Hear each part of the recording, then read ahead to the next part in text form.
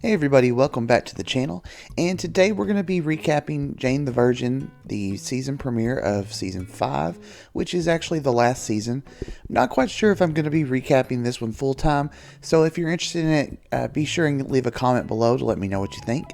So let's go ahead and get right into it. So of course last season left on a cliffhanger, which this show does so well, and the big question was, is Michael really alive? And the show wastes no time in showing us that while yes, this is Michael, he now goes by the name Jason, and he basically has no memory. He has amnesia. Rose was the person behind all of this. She orchestrated everything, of course, being the criminal mastermind she is, and she faked Michael's death and then paid off the coroner, and then she basically tortured him, giving him electroshock therapy to where he would forget everything, to where it would bring on the amnesia. Then he woke up in a field 4 years ago with some lady there, which I'm assuming was probably Rose, and she told him to move on with his life because he might be in trouble, and therefore he has been living the last 4 years of his life in Montana. And now to answer the question, who JR shot, that was the cliffhanger from last season as well. We find out that the person that was fixing to attack Petra was her ex, Milos, and JR ended up shooting him. Of course, he's just grazed. He's not dead or anything, although that's never stopped anybody on this show. But anyways, he swindled Louisa into giving him some of the rights, 2/3 of the rights to the hotel, and that kind of gives Petra a momentary lapse in judgment there, when she thinks about that's what she wants, but enough to where it bothers JR, and JR's like, that's why we can't be together, and during this little argument, Milos disappears. So the next day, they were all set, Raphael and Jane were all set to move in together, but they kind of put the move off considering everything that was going on, and Michael shows up over at Jane's house to kind of reconnect with Jane's family. They're trying to rattle his memory a little bit by showing him, the house and her family, to see if anything kind of, comes clear to him, which it doesn't, although it does have a funny scene where Rogelio is trying to reintroduce himself to Michael / Jason, but I did get cracked up at this one because he just keeps repeating his name over and over in true Rogelio fashion. Also, Michael's mother shows up and kind of starts to mother him again, I guess you would say. She's not really thinking too much about the fact that, he is basically a different person now. She just, sees it as her son, and she immediately starts to take over. As all this is going on, Rafael receives a phone call from Louisa, and he asks if Rose has made contact with her, and she says of course, and they kind of open up the scene to show that there's like hundreds and hundreds of packages of vegan powdered donuts, and she asks the question, why would Rose do this, and do you have any information on why she would do this to Michael?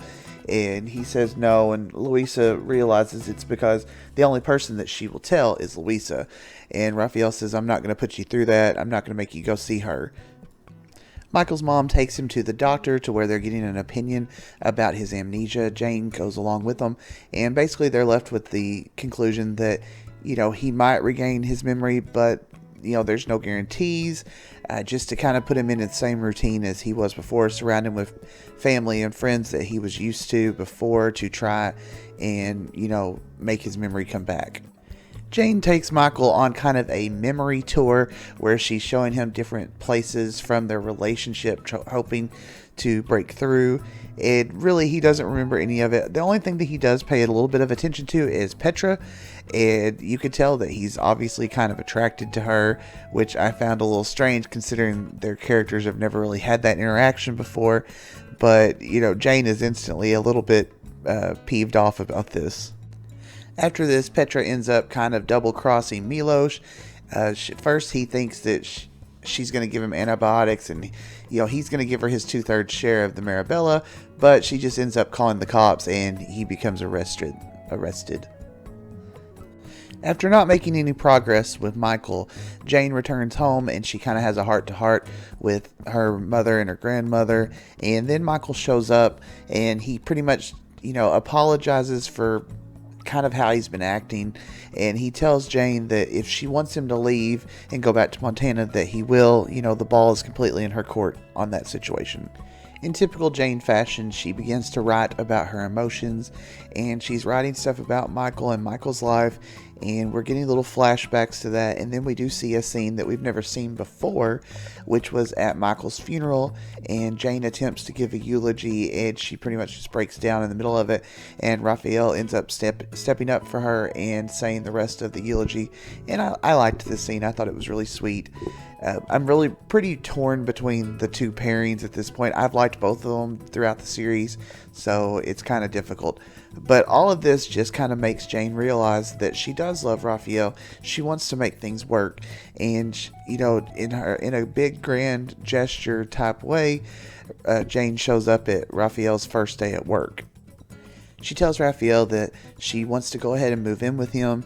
She wants to continue this. Just because Michael is back doesn't mean that she wants things to change between them. She does feel like she is obligated to help Michael regain his memory, but that doesn't mean that she doesn't want to be with Raphael.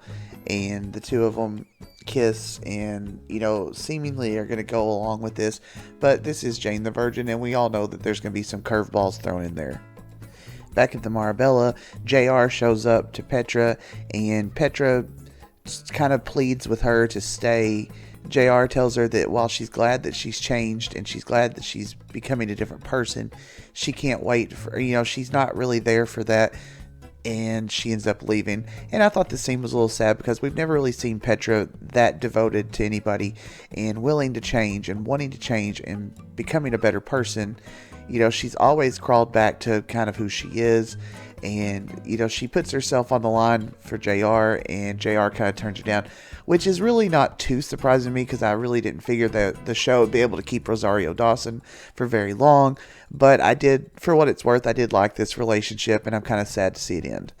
As the episode ends, Luisa calls Raphael and tells him that she's going to meet with Rose because she wants to help him out. Because he didn't ask her for help. She's going to do this for him. And then we cut to a really short scene in the prison where Rose is kind of talking on camera. She's talking to these other inmates, and she says something about, welcome, I'm glad you've chosen to help me out or something. So she's got a plan, and there was a guy there he was from 13 Reasons Why, so that's the only really reason I recognized him, but I'm assuming he's going to be kind of one of Rose's henchmen, or maybe he already is. I don't know. So there's no telling with this show because it's just crazy, and it always has been, and Rose is, a really interesting character. I'm just going to leave this one here. Let me know what you thought about it in the comments if you'd like to see more recaps from this show, because if there's enough of a response, I'll go ahead and start adding these to the weekly rotation. But if not, I'm still going to watch the show anyways. I just won't do recaps on it. But anyways, I hope you guys have a fantastic day. Have a good one.